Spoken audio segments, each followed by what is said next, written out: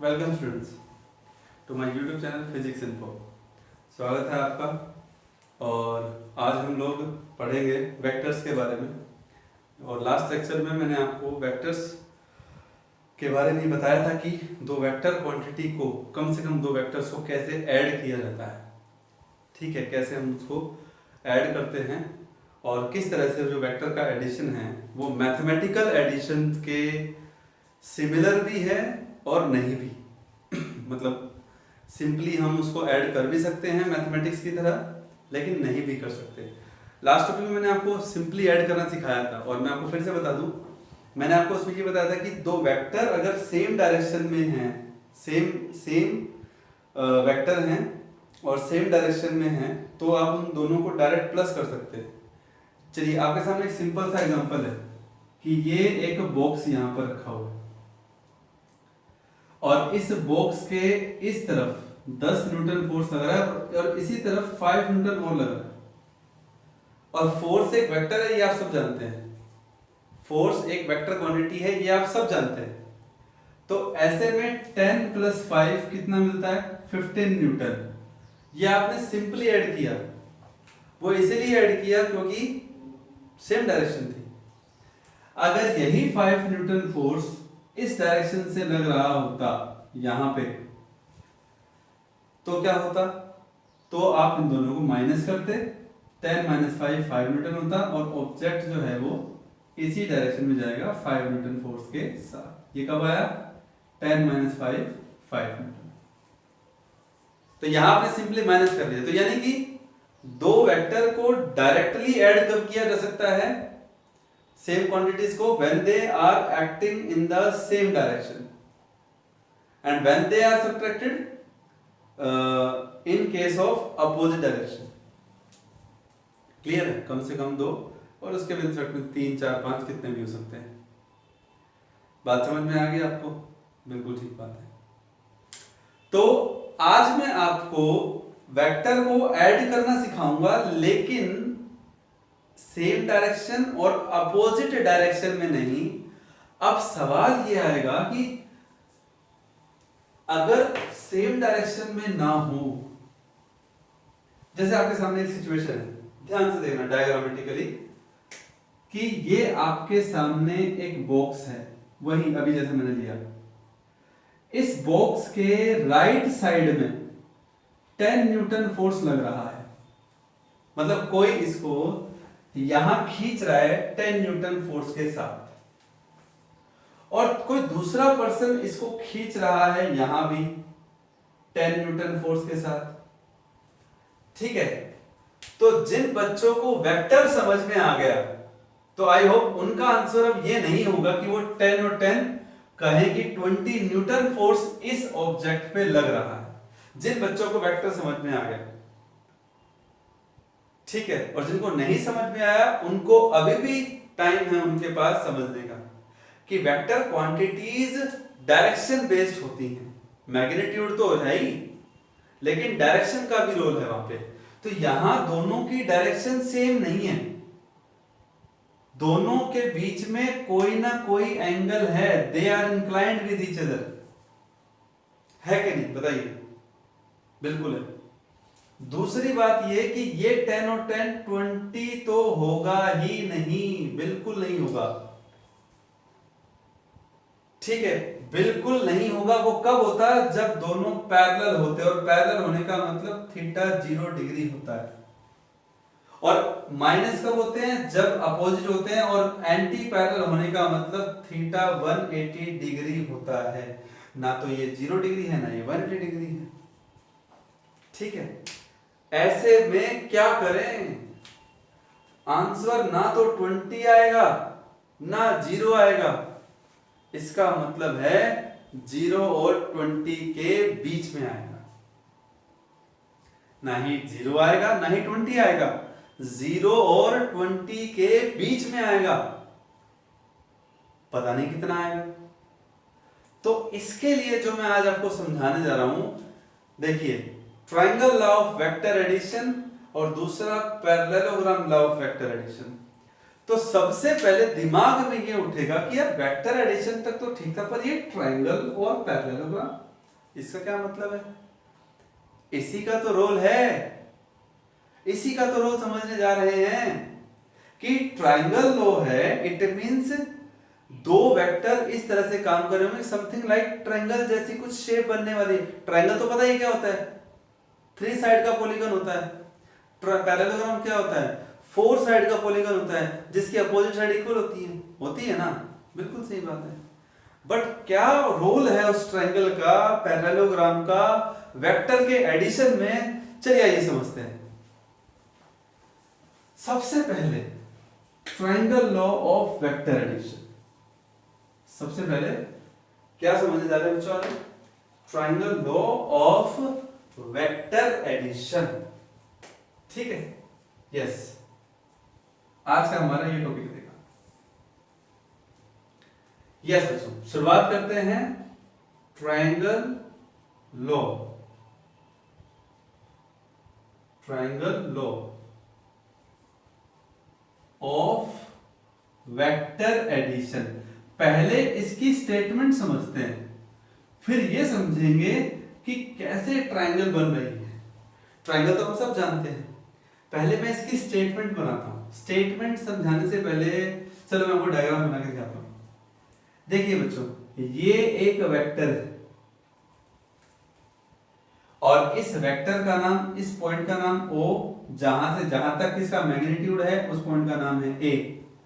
ठीक है, और फिर इस वेक्टर के इस हेड पर एक दूसरा वेक्टर जो है वो काम कर रहा है विद सम एंगल, जिसका नाम है A, इसका स्टार्टिंग पॉइंट, हेड इसका B, तो इसका नाम दे देंगे B। ठीक है, यहां से यहां तक इसका मैग्नीट्यूड हो गया। क्लियर? तो आप इन दो के बारे में ये कह सकते हैं कि जो ये दो वेक्टर हैं ये दोनों एक ही ऑर्डर में हैं। ऑर्डर किस सेंस में कहते हैं बच्चों? लगातार, O से A से B, इसे ऑर्डर कहते हैं। अब क्या हुआ कि अगर मैं इस बात को अगर कुछ इस तरीके से समझो कि मुझे B पर जाना है, शुरुआत मेरी O से हुई, तो मैं पहले O से A गया, फिर मैं A से B गया, तो मेरे पास एक डायरेक्ट रास्ता भी तो है। और वो रास्ता क्या है? ये रहा, एरो दिखाना जरूरी है, O से लेकर के B, ये मेरे पास रास्ता है। अगर मैं इस सेंस को समझूं कि मुझे B पर जाना है, my initial path was O to A then A to B, but the direct path was O to B। तो ऐसा करने पर दो चीजें क्लियर होती हैं। पहला कि जो ये O से B का वेक्टर है ये मुझे इन दो वेक्टर के बराबर का रिजल्ट दे रहा है। तो पहली बात तो ये हुआ रिजल्टेंट वेक्टर, जैसा कि मैं आपको बता चुका हूं कि रिजल्टेंट वेक्टर क्या होता है। ठीक है, एक सिंगल वेक्टर जो दो या दो से ज्यादा वेक्टर के बराबर का सेम रिजल्ट दे when they are acting in same order but the resultant vector act in opposite order. दूसरा, पहला पॉइंट आपको समझ में आया कि O से B एक रिजल्टेंट वेक्टर हुआ। दूसरी बात क्या नोट करनी है, जो ये O से B है ये इन दोनों के अकॉर्डिंग सेम ऑर्डर में नहीं है। ऑर्डर किसे कहते हैं? जहां से शुरुआत की O से A से B, B से C, कुछ भी हो सकता था, पर अगर हम कंसीडर करें मिनिमम दो वेक्टर की, अगर बात करें मिनिमम दो की बात करें जो दोनों एक दूसरे के ऊपर इंक्लाइंड होते हैं, तो उस केस में जो तीसरा वेक्टर है वो रिजल्टेंट तो है लेकिन साथ के साथ वो एक ज्योमेट्रिकली क्या बना रहा है? एक ट्रायंगल बना रहा है। क्या बना रहा है? ट्रायंगल बना रहा है। इसका मतलब क्या हुआ यहां पे कि इस ट्रायंगल में दो वेक्टर दो साइड के रूप में काम कर रहे हैं, कि दो साइड दो वेक्टर के रूप में काम कर रही हैं जो कि सेम ऑर्डर में है, O से A से B, O से A से B। लेकिन जो थर्ड साइड है वो रिजल्टेंट वेक्टर का काम कर रही है और जो कि बाकी दोनों के अपोजिट ऑर्डर में है, that is O to B। तो इसका मतलब रिजल्टेंट हुआ OB, किन दोनों के बराबर? OA और AB के बराबर। लेकिन वेक्टर की सेंस में इसको कैसे लिखते हैं? मैंने आपको रिजल्टेंट वेक्टर की डेफिनेशन में भी बताया था, आप नोट कर लेना, आप पढ़ लेना। रिजल्टेंट वेक्टर आपको क्या बताया गया था? वो ये था बच्चों की O B vector is equal to O A vector plus A B vector है कि नहीं? बिल्कुल समझ में आ जाना चाहिए आपको कि वैसे अगर मैं ट्रायंगल के हिसाब से चलूं, मैथ्स के हिसाब से सोचूं कि भैया दो साइड का सम थर्ड के इक्वल तो हो ही नहीं सकता, ये बात मैंने रिजल्टेंट वेक्टर में समझाई थी। लेकिन वेक्टर के पॉइंट ऑफ व्यू से बिल्कुल सही है कि O B vector equal to O A plus A B. इसमें क्या दो राय है? मेरे ख्याल से इसमें कोई शक नहीं होना चाहिए आपको, कोई डाउट नहीं होना चाहिए आपको। तो रिजल्टेंट वेक्टर ओ बी है। Is it clear my students? Yes. अब बारी क्या आती है? अब बारी आती है इस वेक्टर एडिशन में। हमने ये देखा कि वेक्टर एडिशन तो हो गया, थर्ड साइड रिजल्टेंट होगी, ट्रायंगल बन गया ना, नंबर 1। तो स्टेटमेंट देखिए अब क्या, ट्रायंगल बन गई तो हो गया ना ट्रायंगल लो, लेकिन उसको डिफाइन कैसे करेंगे? देखिए, इट स्टेट्स दैट क्या कि when two sides of A triangle, दोनों साइड में से कोई भी दो साइड हो सकती हैं, ये दो ले लिया मैंने, वो कोई भी सकता है। When two sides of a triangle act as two vectors in same order, जो कि सेम ऑर्डर में एक्ट कर रहे हैं वेक्टर के रूप में, जो कौन? दो साइड्स। देन थर्ड साइड जो है वो क्या बताएगी? थर्ड साइड कोरस्पॉन्ड्स टू, यानी कि act as resultant vector. Third side corresponds to resultant vector act in opposite order. है ना बच्चों? क्या है? ट्रायंगल बन रहा है, रिजल्टेंट कौन है? ओ बी है। किसके बराबर काम कर रहा है? ओ ए और ए बी के बराबर काम कर रहा है। तो रिजल्टेंट कौन हुआ? ओ बी हुआ। रिजल्टेंट कौन हुआ? O B. तो O B vector equal to O A vector plus A B vector. हाँ या ना? समझ में आ गया? ट्रायंगल भी बन गया। तो मेरे ख्याल से अब आपको थोड़ा हिंट पता लग गया होगा कि जब दो वेक्टर का जो एडिशन करते हैं, और वो किस कंडीशन में ट्रायंगल बनता है? जब these two vectors are inclined with each other. When two vectors are inclined with each other. ठीक है? तो ये तो इसका मीनिंग हो गया, लेकिन अभी पिक्चर बाकी है। क्या पिक्चर बाकी है? ट्रायंगल कैसे आया, इन्वॉल्व कैसे हुआ, ये हमें समझ में आ गया। क्या मीनिंग था? दो वेक्टर इंक्लाइंड एक दूसरे पे काम करते हैं, किस तरह से रिजल्टेंट जो है वो थर्ड साइड जो है रिजल्टेंट के रूप में काम करती है, और कैसे एक ट्रायंगल की शेप बनती है यहाँ पे, ये हमें समझ में आ गया होगा। आई होप आपको समझ में आ गया होगा। लेकिन अब बारी है इस रिजल्टेंट वेक्टर को फाइंड आउट करने की, क्योंकि जब सेम डायरेक्शन थी, लास्ट एग्जांपल में आपको समझाया, जब सेम डायरेक्शन थी, आइडेंटिकल वेक्टर हैं, सेम डायरेक्शन में काम कर रहे हैं, तो ऐड हो गया। ऐड हो गया ना? क्या हो गया? ऐड हो गया। ठीक है बच्चों? है ना? दो वेक्टर हैं, सेम डायरेक्शन में हैं, तो ऐड हो जाएंगे। वहां तो रिजल्टेंट क्या हुआ? इसके बराबर आ गया। रिजल्टेंट जो है बच्चों, वो इन दोनों के सम के बराबर आ गया हमारे पास। इस केस में क्या करें? इस केस में क्या ऐसे कहेंगे कि इस रिजल्टेंट का जो मैग्नीट्यूड, यानी कि जो ये O से B की जो लेंथ है, क्या ये लेंथ इन दोनों के सम के इक्वल है क्या? बिल्कुल नहीं। जानते हैं आप? बिल्कुल नहीं है। ठीक है? तो चलिए आइए अब हम वेक्टर है, इसका मैग्नीट्यूड कितना है पहले वो निकालते हैं, और फिर हम इस रिजल्टेंट की डायरेक्शन निकालेंगे। अब डायरेक्शन के ऊपर आता हूं मैं। आपको बताया था मैंने कि डायरेक्शन का मतलब हर बार नॉर्थ साउथ ईस्ट वेस्ट आपके क्वेश्चन में मौजूद हो जरूरी नहीं है, आपके प्रॉब्लम में मौजूद हो जरूरी नहीं है। That's why we have to find the angle, कि किस एंगल के दौरान, किस एंगल के साथ वो वेक्टर काम कर रहा है उस दिशा में, उस डायरेक्शन में। तो यानी कि अगर ये रिजल्टेंट वेक्टर है, ये resultant vector O A vector के साथ ये एंगल बना रहा है, ये वाला, इसे मैं नाम देता हूं अल्फा, बीटा, गामा, कुछ भी नाम दे दो आप, ये अल्फा। तो ये अल्फा एंगल क्या है बच्चों? अल्फा एंगल इस रिजल्टेंट की डायरेक्शन बताएगा। अब डायरेक्शन बताएगा तो किसी ना किसी दूसरे वेक्टर को रेफरेंस पॉइंट में तो लेना ही पड़ेगा ना, इसीलिए। तो चलिए आइए समझते हैं हम ज्यादा टाइम न लगाते हुए इस रिजल्टेंट वेक्टर के मैग्नीट्यूड को और इसकी डायरेक्शन को कैसे फाइंड आउट करना है। ठीक है बच्चों, तो आपके उसमें टॉपिक में मिलेगा analytical method of analytical treatment of triangle of vector addition. Clear? ठीक है बच्चों, टॉपिक का नाम आएगा analytical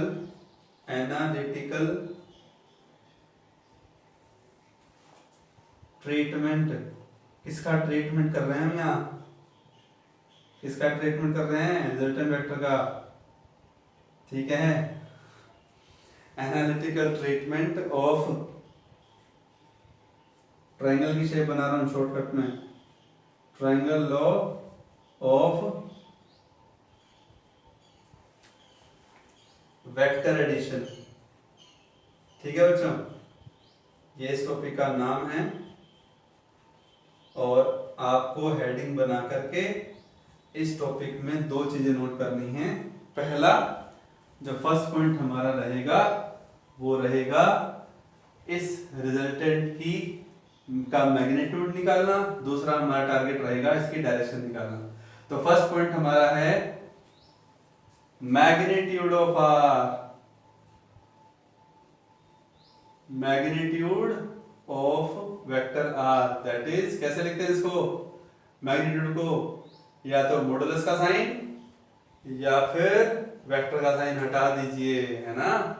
magnitude of vector R that is vector R, R magnitude और आर सिंपली आर। तो चलिए अब हम इसको फाइंड आउट करते हैं। ठीक है बच्चों, इसके लिए मैं डायग्राम दोबारा बनाता हूं। देखिए, हमारे पास ट्रायंगल है ओ ए बी और ओ से बी। एक बात जो मैं बार बार बच्चों आपको कहना चाहूंगा, आप मैथमेटिक्स का इस्तेमाल यहां कर रहे हैं लेकिन फिजिक्स को ध्यान में रखते हुए, और फिजिक्स यही है कि आप ट्रायंगल की साइड नहीं पढ़ रहे, आप बल्कि उन साइड को वेक्टर के रूप में कंसीडर कर रहे हैं। तो इसलिए आपको एरो लगाना जरूरी है। अगर आप ट्रायंगल बनाते वक्त एरो नहीं लगाएंगे तो आपका वेक्टर एडिशन करना मीनिंगलेस हो जाएगा। ये मैं बात आपको बोल देता हूं, एग्जामिनेशन पॉइंट ऑफ व्यू से भी बोल देता हूं। बच्चे डायग्राम को सीरियसली नहीं लेते हैं, जबकि फिजिक्स में, बल्कि फिजिक्स में क्या, साइंस का यही एक पार्ट है। आपको साइंस का किसी भी सब्जेक्ट का ले लीजिए, जहां पर डायग्राम आता है वो आपके थ्योरेटिकल प्रेजेंटेशन को मैक्सिमम कवर कर देता है कि आप कहना क्या चाहते हैं, आप बताना क्या चाहते हैं। तो ये सबसे ज्यादा जरूरी है कि डायग्राम को तवज्जो दें, डायग्राम को समझें।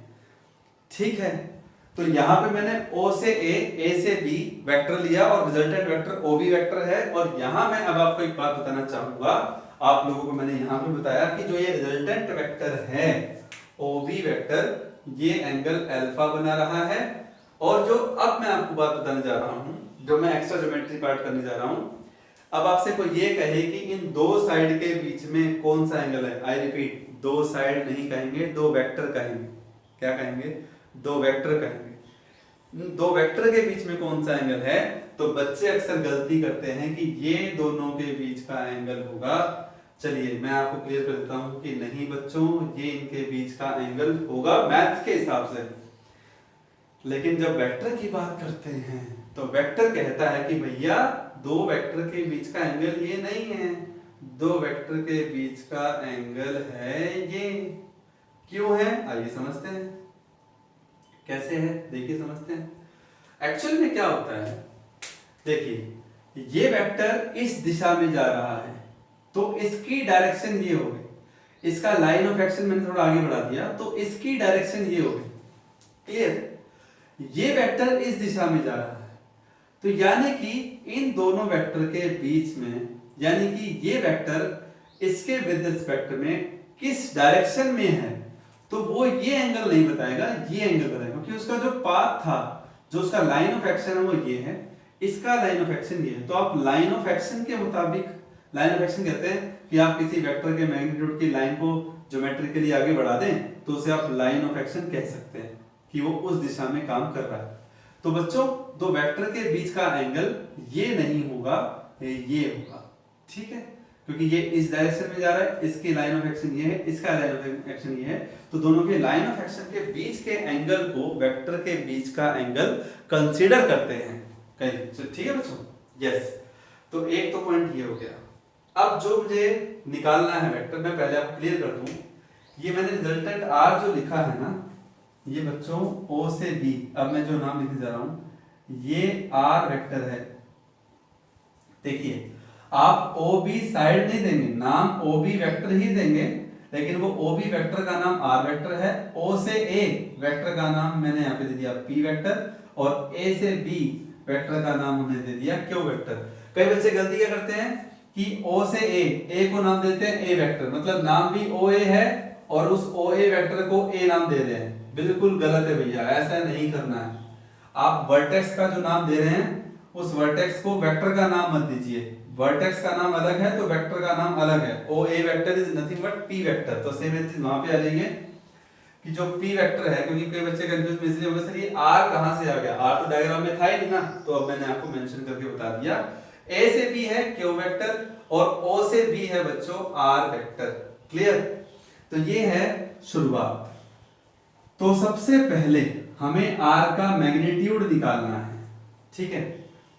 उसके लिए अब मैं ज्योमेट्रिकली क्या करने जा रहा हूं, उस बात को आप गौर से समझें, ध्यान से समझें कि हम यहां पे B पॉइंट से परपेंडिकुलर ड्रॉ करेंगे ज्योमेट्रिकली OA वेक्टर को आगे बढ़ाते हुए, और इसको नाम दे देंगे N।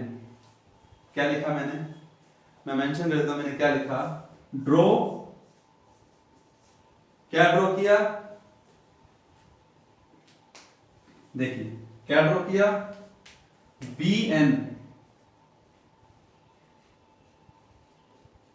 परपेंडिकुलर ड्रॉ किया किसके ऊपर? OA प्रोड्यूस्ड, यानी कि OA वेक्टर की डायरेक्शन को आगे बढ़ाया, लाइन ऑफ एक्शन को आगे बढ़ाया, और उसके ऊपर फिर हमने BN से परपेंडिकुलर डाल दिया।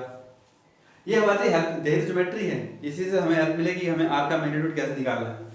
तो बच्चों अब क्या करेंगे? अब हमारे पास दो राइट एंगल ट्रायंगल हैं। तो पहली राइट एंगल ट्रायंगल, इन right angle triangle ANB, ANB, बताइए इस ANB में हमारे पास कौन सी साइड की वैल्यू हमें ऑलरेडी मालूम है? That is A to B, जिसका मैग्नीट्यूड Q है। इसका मैग्नीट्यूड क्या है? Q है। ठीक है बच्चों? तो सबसे पहले AN निकालते हैं। AN बेस है, AB हाइपोटेन्यूज है, base upon hypotenuse cos theta होता है। AN, यहां से AN क्या आ जाएगा? That is equal to AB cos theta, और A से B Q है, तो अल्टीमेटली AN की वैल्यू क्या आ गई? Q कोस थीटा, जिसको आपने नाम दे दिया 1। ठीक है? कौन से ट्रायंगल ले रहे हैं? इन right angle triangle ANB। Similarly अब इसी ट्रायंगल की बात हम लोग कर रहे हैं। सिमिलरली ध्यान दीजिएगा, अब हमें BN की वैल्यू निकालनी है। तो BN क्या होगा? BN परपेंडिकुलर है, AB हाइपोटेन्यूज है, perpendicular upon hypotenuse sine theta होता है। BN किसके इक्वल आएगा? AB साइन थीटा के इक्वल आएगा। ठीक है बच्चों? और AB is also Q, so we can say that कि अल्टीमेटली BN क्या आया? BN आ गया Q साइन थीटा के इक्वल। ठीक है? तो ऐसे में ये हो गया हमारा सेकंड कंपोनेंट इसका। ठीक है बच्चों।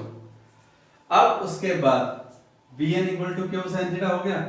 यस, अब बारी है r के मैग्नीट्यूड को निकालने की, और r कौन सी राइट एंगल ट्रायंगल में आएगा? O N B. बिल्कुल सही बात है, क्योंकि ये ब्लैक पेन से जो मैंने दिखाया ये राइट एंगल ट्रायंगल थोड़ा है। राइट एंगल ट्रायंगल कौन सी है? O N B. ठीक है, तभी हमें ज्योमेट्री, अब आपको पता चला होगा कि क्यों हमने परपेंडिकुलर डाला, क्या वजह थी। अब बारी है इन right angle triangle O N B को समझने की। तो बच्चों चलिए समझिए फटाफट से। ओ एन बी में ओ से लेकर के बी स्क्वायर यानी कि हाइपोटेन्यूज का स्क्वायर, वो इसलिए है बच्चों क्योंकि ये बेस ये परपेंडिकुलर, तो आर का मैग्नीट्यूड हमें निकालना है। तो O B square equal to B N square perpendicular square plus base क्या है? O N square. कोई डाउट तो नहीं है ना? डाउट होना भी नहीं चाहिए, है ना? ओ से लेकर के एन।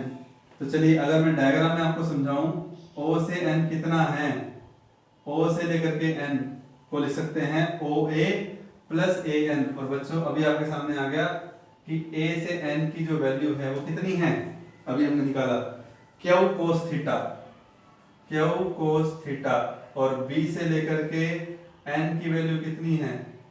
Q sine theta. ठीक है बच्चों, कितनी है? Q sine theta. तो ऐसे में ओ एन कितना बनेगा? अब सबकी वैल्यू लिख दीजिए उनके नाम के अनुसार। What is O B? That is R. Magnitude के लिए मैं वेक्टर का साइन हटा रहा हूं। स्क्वायर है, स्क्वायर को वहां ले जाएंगे तो रूट आएगा, तो पहले एक बार स्क्वायर रखते हैं यहाँ पे। ठीक है, और बी एन कितना है? That is Q sine theta, फिर उसका स्क्वायर हमें लेना है, क्यू साइन थीटा स्क्वायर। ठीक है, प्लस में क्या लिख रहे हैं ध्यान दीजिएगा, ओ एन, ओ से एन कितना है? P plus Q cos theta square. ठीक है बच्चों, आई होप आपको समझ में आ रहा होगा कि कैसे ये आया हमारे पास। अगला स्टेप देखिएगा प्लीज ध्यान से। अब यहां पे आर स्क्वायर है, स्क्वायर उस तरफ जाकर के रूट हो जाएगा, तो रूट लिख देते हैं। ठीक है, रूट लिख देते हैं। फिर उसके बाद क्यू साइन थीटा स्क्वायर, जब आप उसको ओपन करेंगे तो Q square sine square theta आएगा प्लस, अब यहां देखिए P plus Q cos theta, P को A मान लें, क्यू कोस थीटा को B, तो A प्लस B का होल स्क्वायर, ये आइडेंटिटी यहां लग जाएगी जो कि किसके इक्वल होता है? A square plus B square plus 2AB sine 2AB, A square plus B square plus 2AB। तो यहां A कौन है? P, आइडेंटिटी के हिसाब से। B कौन है? क्यू कोस थीटा, तो उसका स्क्वायर आप लिखेंगे तो क्या आएगा? Q square cos square theta. ठीक है, रूट को थोड़ा सा और बढ़ा देता हूं मैं, प्लस 2a मतलब P, B मतलब क्यू कोस थीटा। ठीक है बच्चों, आई होप आपको समझ में आ रहा होगा। फिर उसके बाद देखिएगा कि R इज इक्वल टू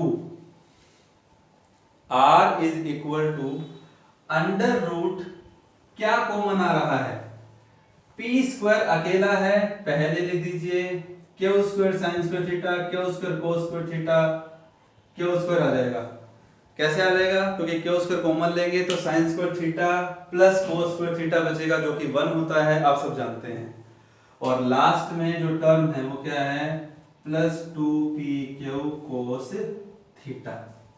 तो बच्चों ये जो हमने रिजल्ट निकाला लास्ट में वो हमारे पास आ गया under root P square plus Q square plus 2pq cos theta, जो क्या है?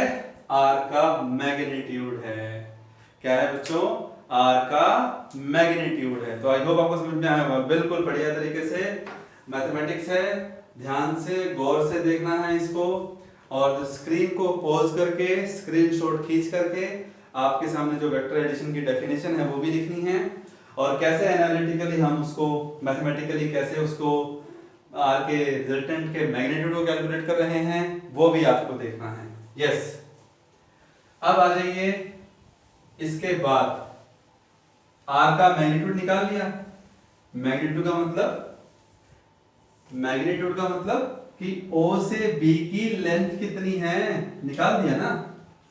ठीक है, उसके बाद अब हमारा जो टॉपिक है दूसरा, इसी का जो पार्ट है वो है डायरेक्शन ऑफ वेक्टर r, यानी कि जो रिजल्टेंट है हमें उसकी डायरेक्शन निकालनी है। और डायरेक्शन का नाम क्या है, अल्फा एंगल से दिखा रहे हैं हम उसको, है ना।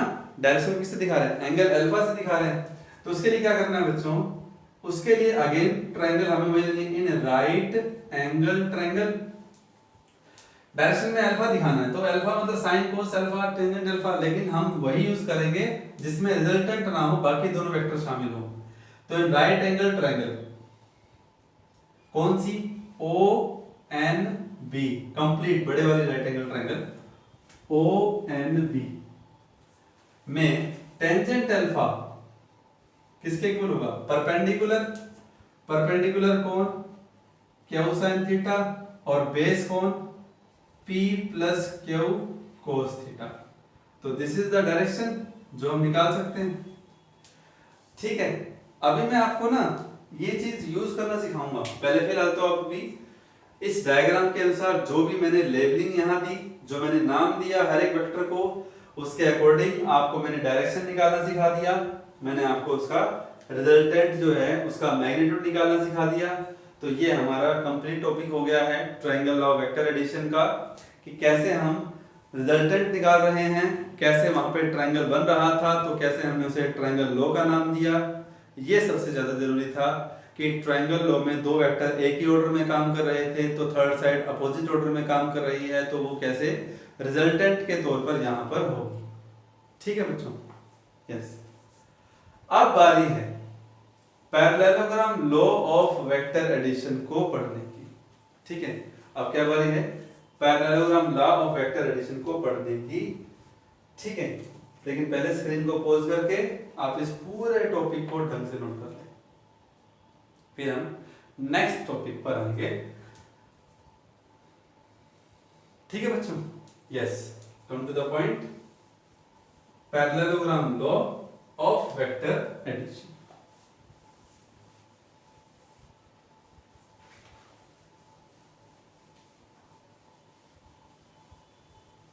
इसके अंदर एक मैं आपको इंटरेस्टिंग बात ये बता दूं कि यूज ट्रायंगल लॉ ही होगा, और इसमें कोई वैसे नई बात तो है नहीं, क्योंकि 10th क्लास में आपने एक बात पढ़ी थी, एक पॉइंट आपने पढ़ा था कि पैरेललोग्राम का जो डायगोनल होता है, सुनते रहना, पैरेललोग्राम का डायगोनल किसी भी पैरेललोग्राम को दो इक्वल एरिया के ट्रायंगल में डिवाइड करता है। Diagonal divides a parallelogram into a two triangle of equal area, ये आप सब जानते हैं। और एक थ्योरम ये भी थी कि prove that the area of triangle is half of the area of parallelogram, है ना, ये भी आप लोग जानते हैं। तो इसमें तो कोई दो राय नहीं है, तो ये इसमें भी कोई दो राय नहीं है कि कैसे मैं अब यहाँ पे पैरेललोग्राम में ट्रायंगल लॉ को शामिल करने वाला हूँ। लेकिन ये बात की बात है, पहले पैरेललोग्राम आया कैसे, parallelogram law of vector addition. बच्चों इसका थोड़ा सा अलग सा सिस्टम है, मतलब ये लॉ पैरेललोग्राम जो है ये बना कैसे, वेक्टर एडिशन में ये आया कैसे, कैसे जब वेक्टर एक्ट करते हैं तो वो पैरेललोग्राम बनाते हैं, उनकी शेप पैरेललोग्राम जैसी हो जाती है। मैं आपको एक बात समझाता हूं, ये एक पॉइंट है या कोई भी ऑब्जेक्ट है जो इस पॉइंट पर रखा है, तो अगर एक वेक्टर इस पॉइंट पे इस दिशा में काम कर रहा है, ओ पॉइंट ये हो गया, इसका मैग्नीट्यूड ए के बराबर हो गया, और एक वेक्टर उसी पॉइंट पर इस दिशा में काम कर रहा है, यानी कि इस डायरेक्शन में काम कर रहा है, जिसका नाम हो गया बी, ओ बी वेक्टर हो गया। तो सबसे पहली बात, अब पहला तो ये होगा कि ये दोनों एक ही पॉइंट पे काम कर रहे हैं, ठीक है, एक ही पॉइंट पे काम कर रहे हैं। दूसरी बात, अगर मैं अब इसको ज्योमेट्री से देखूं, इसके पैरेलल अगर मैं एक वेक्टर यहां पे बी के हेड से ड्रॉ करूं और फिर इसके पैरेलल ए के हेड से अगर मैं एक वेक्टर ड्रॉ करूं तो मुझे समझ में आता है, और मुझे क्या आपको भी समझ में आ रहा होगा कि कैसे जो शेप है वो एक पैरेललोग्राम की तरह बन रही है। तो ये एक मेन मुद्दा था कि कैसे वेक्टर एडिशन में पैरेललोग्राम शामिल होता है। ऐसा नहीं कि पैरेललोग्राम बन रहा है ना, ऐसा बिल्कुल नहीं है कि पैरेललोग्राम बन रहा है जी, वेक्टर 4 काम कर रहे हैं, 4 वेक्टर काम कर रहे हैं, बिल्कुल नहीं। समझना ऐसे है कि जब ये पैरेललोग्राम बन गया तो पैरेललोग्राम के हिसाब से हम कह सकते हैं कि जो ये दो वेक्टर हैं, ये दोनों वेक्टर की बजाय अगर हम सोचे पैरेललोग्राम के हिसाब से तो ये दो एडजेसेंट साइड है। मैथ के हिसाब से, ज्योमेट्री के हिसाब से अगर हम सोचे तो ये एडजेसेंट साइड है, लेकिन वेक्टर एडिशन के हिसाब से अगर सोचे तो दो ये वेक्टर है। तो इसका मतलब पैरेललोग्राम कब बनता है? पैरेललोग्राम कब बनता है? जब एक ही पॉइंट पे दो वेक्टर अलग अलग डायरेक्शन में काम करें, और दोनों वेक्टर जो अलग अलग डायरेक्शन में काम कर रहे हैं, they will act as the adjacent sides, two adjacent sides of the parallelogram. Parallelogram कैसे बना? क्योंकि मैंने इसके पैरेलल ये ड्रॉ कर दिया, इसके पैरेलल ये ड्रॉ कर दिया। अभी पिक्चर बाकी है। पिक्चर बाकी ये है कि अब मैं एरो यहाँ एक लगाऊंगा, ये एरो यहाँ लगाऊंगा। इसका मतलब अब ये इक्वल वेक्टर हुए। इक्वल वेक्टर की डेफिनेशन याद है ना आपको? पैरेललोग्राम की बोथ अपोजिट साइड इक्वल होती है, वो तो ठीक है, पर यहाँ वेक्टर का इस्तेमाल कर रहे हो भैया आप, तो आप यहाँ क्या बोलोगे? टू इक्वल वेक्टर्स जब सेम मैग्नीट्यूड हो, डायरेक्शन सेम हो, तो यानी कि पैरेललोग्राम कैसे बना? इसके इक्वल वेक्टर ये, इसके इक्वल वेक्टर ये, और इन दोनों के बीच का एंगल ये, एंगल थीटा है कि नहीं? ये क्या है? Angle theta. अगर ये ओ बी वेक्टर है, इसको नाम दे दिया, इस पॉइंट को सी, वर्टेक्स को नाम सी दे दिया। चलिए अगर मैं ओ से ए वेक्टर को नाम दे रहा हूं पी, ओ से बी वेक्टर को नाम दे रहा हूं क्यू, तो बताइए बच्चों, तो ओ से बी का नाम अगर क्यू है तो क्या ए से सी का नाम क्यू नहीं दे सकता क्या?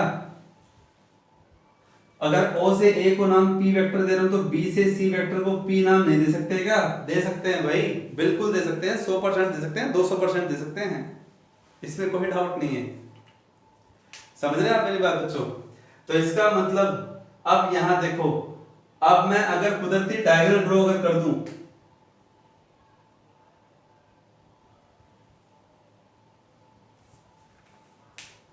तो क्या हुआ? क्या हुआ? कुदरती डायग्राम ड्रॉ कर दिया, जानबूझ के किया है समझाने के लिए। डायगोनल ड्रॉ कर दिया, इक्वल ट्रायंगल बन गई और triangle law of vector addition लग गया है। तो कैसे? इसको भूल जाओ, इस ट्रायंगल को देखो, ये वेक्टर दो साइड ट्रायंगल की सेम ऑर्डर में, तो थर्ड रिजल्टेंट कौन हुआ? ओ से सी हुआ कि नहीं हुआ? नीचे वाले ट्रायंगल को भूल जाओ, ओ से क्यू, क्यू से सी, दो साइडें सेम ऑर्डर में, रिजल्टेंट कौन हुआ? Third side. तो अगर पैरेललोग्राम को ट्रायंगल के दृष्टिकोण से देखें तो सही है, पैरेललोग्राम के दृष्टिकोण से देखें तो डायगोनल है ना? डायगोनल को ट्रायंगल के दृष्टिकोण से देखें तो थर्ड साइड है, ऊपर वाले ट्रायंगल के लिए भी थर्ड, नीचे वाले ट्रायंगल के लिए भी रिजल्टेंट है। लेकिन अगर पैरेललोग्राम के दृष्टिकोण से देखें, उसके पॉइंट ऑफ व्यू से देखें तो ये डायगोनल है। तो इसका मतलब क्या हुआ कि पैरेललोग्राम तो बन ही रहा है, साथ ही साथ उसका जो डायगोनल है वो रिजल्टेंट वेक्टर है। यानी कि डेफिनेशन बदल गई, डायग्राम के अकॉर्डिंग नाम बदल गया कि रिजल्टेंट कौन है? डायगोनल है, लेकिन तरीका नहीं बदलेगा। मैग्नीट्यूड और डायरेक्शन जैसे triangle law of vector addition में फाइंड आउट किया था, वैसे यही फाइंड आउट करना है, इसमें कोई दो राय नहीं है। समझाऊंगा आपको मैं, लेकिन करना आपको है। पहले इसकी स्टेटमेंट देख लो आप। तो इस केस में बच्चों, what is the resultant vector? Please ध्यान से सुने, O C vector is equal to O A vector plus A C vector, हाँ या ना? Now O A vector is nothing but P vector, A C vector is nothing but Q vector, O C vector is nothing but R vector, हाँ या ना? बिल्कुल आपको समझ में आ गया होगा कि ये रिजल्टेंट कैसे हुआ। इसे कहते हैं मैथ का अच्छा सा use, physics, beauty of physics, है ना। कैसे फिजिक्स और मैथ का खेल चल रहा है यहाँ पे, चल रहा है ना बच्चों? यस, बिल्कुल चल रहा है और चलेगा आगे और चलता ही रहेगा। ठीक है, कहते हैं कि mathematics is the queen of physics, मतलब ये मेरा पर्सनल राय है।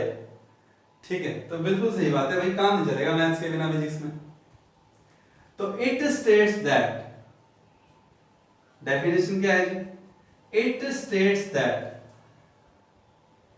The two adjacent side of a parallelogram act as two vectors in different direction, then diagonal of parallelogram will show या will act as their resultant vector। क्या? Resultant vector. Definition बदल गई लेकिन लग तो ट्रायंगल ही रहा है, लग तो ट्रायंगल ही रहा है बिल्कुल। आई होप आपको समझ में आ रहा होगा कि पैरेललोग्राम में ट्रायंगल का यूज मैंने कैसे किया, बट डेफिनेशन बदल गई। तो भैया डेफिनेशन के अनुसार तो आपको उसकी डेफिनेशन तो इसी टर्म्स में बतानी पड़ेगी, पैरेललोग्राम की टर्म्स में, है ना। एडजेसेंट साइड्स कहते हैं एक ही वर्टेक्स से निकलने वाली दो साइड को एडजेसेंट साइड्स कहते हैं, ये हम जो जानते हैं। बट यहाँ एडजेसेंट साइड्स एडजेसेंट वेक्टर का काम कर रहे हैं, और जब दो एक ही पॉइंट पे दो अलग अलग वेक्टर लग रहे हो ना, तो वहां पक्का है पैरेललोग्राम लो लगेगा। अब आपको एग्जांपल याद दिलाऊं जो शुरू में मैंने बताया था कि एक बॉक्स है जी, बॉक्स पे 10 न्यूटन फोर्स यहां लग रहा है, एक 10 न्यूटन फोर्स यहां लग रहा है, तो बताओ कौन सा लो लगेगा? सोच के देखो, ट्रायंगल लो अप्लाई करें या पैरेललोग्राम लो अप्लाई करें, बताओ शेप कैसे बनेगी, कैसा शेप बनाएंगे दोनों? Parallelogram. Very good, I hope कुछ बच्चे सोच भी रहे थे पैरेललोग्राम। बिल्कुल बच्चों, दोनों हैं एडजेसेंट की तरह काम कर रहे हैं। पैरेललोग्राम का डायग्राम बना दो, 10 के पैरेलल ये लाइन, 10 के पैरेलल ये लाइन, बन गया पैरेललोग्राम, रिजल्टेंट ये हो गया। क्या दिक्कत है? ठीक है। और अब रिजल्टेंट वेक्टर का मैग्नीट्यूड वही काम, डेफिनेशन समझ में आ गई, पैरेललोग्राम कैसे बनेगा समझ में आ गया, रिजल्टेंट की डायरेक्शन ये। आपको सर क्यू वेक्टर के साथ दिखा दो, गलत कुछ नहीं है जी, आपकी मर्जी है, आप पी के साथ दिखाओ या क्यू के साथ। ठीक है, इस पैरेललोग्राम के लिए मैंने बीटा नाम दे दिया, अल्फा नाम दे सकता हूँ ट्रायंगल लो के हिसाब से, इसमें कोई गलत बात नहीं है। बस वो पैरेललोग्राम है इसलिए नाम बीटा दे रहा हूँ, ट्रायंगल है तो अल्फा भी नाम दे सकते हो। तो यहाँ पे अब बारी अगर है मैग्नीट्यूड को निकालने की, तो चलिए देखते हैं। सेम पॉइंट वही आ रहा है कि भैया मैग्नीट्यूड निकालो। अब फर्स्ट क्या, magnitude of vector R, that is क्या बच्चों, या तो आर या फिर वेक्टर का साइन लगाए रखिए, मॉडुलस लगा दीजिए। ठीक है, मैं आपके सामने डायग्राम बनाऊंगा, बस आपको ट्रायंगल लो के बेसिस पे रिजल्ट वही करना है, वही परपेंडिकुलर ड्रॉ करके, वही ट्रायंगल लेकर के परपेंडिकुलर बाय बेस हाइपोटेन्यूज वगैरह, रिजल्ट वही आएगा। ध्यान देना बस आपको डायग्राम में। देखो एक काम करते हैं, अब थोड़ा सा डायग्राम थोड़ा सा और अच्छे से मैग्नीफाइड करके बना देता हूं। ये है ओ ए वेक्टर, ये है ओ बी वेक्टर, इसका नाम है P, इसका नाम है Q, दोनों के बीच में ये एंगल है थीटा। यहां से इसके पैरेलल ये ड्रॉ किया, इसके पैरेलल ये ड्रॉ कर दिया डार्क लाइन से थोड़ा। और भैया ये P वेक्टर है तो ये भी P वेक्टर है, ये Q वेक्टर है तो ये भी Q वेक्टर है, इसके पैरेलल। और डायगोनल हो गया रिजल्टेंट। एरो दिखाना बहुत जरूरी है, ये आप लोग जान चुके हैं। और रिजल्टेंट भैया जो एंगल बना रहा है वो बना रहा है बीटा एंगल। ठीक है, अब एक बात सुनो, वही काम करना है इस वेक्टर को आगे बढ़ाना है, यहाँ से परपेंडिकुलर ड्रॉ करना है, इसको नाम दे दिया m। ठीक है, अब आप जानते हो ना कि ये पैरेलल है, ये कोरस्पॉन्डिंग लाइन है, तो ये एंगल भी तो थीटा ही हुआ, ओरिजिनल एंगल तो थीटा ही है, पर पैरेललोग्राम के हिसाब से ये भी तो थीटा एंगल हुआ ना। तो बता दो, अगर आप इस ट्रायंगल को भूल जाओ तो ऊपर वाले ट्रायंगल, तो triangle law of vector addition तो लग रहा है यहाँ पे अल्टीमेटली। तो मैग्नीट्यूड ऑफ आर हम डायरेक्ट क्या लिख सकते हैं बच्चों, मैग्नीट्यूड ऑफ आर जब यहाँ हम लिखेंगे तो वो क्या आएगा अल्टीमेटली, डायरेक्ट लिख दूं ना, yes, R equal to under root P square plus Q square plus 2p Q cos theta. ठीक है, अच्छा जी। दूसरा, ये तो हो गया मैग्नीट्यूड। दूसरा डायरेक्शन ऑफ आर। तो बच्चों डायरेक्शन ऑफ आर क्या होगा, यहाँ बीटा नाम दे रखा है, tangent beta is equal to, इसको क्यू नाम दे रखा है, तो वही Q sine theta divided by P plus Q cos theta. और कुछ तो चेंज है ही नहीं ना, बस एंगल का नाम बदल दिया मैंने यहाँ पे।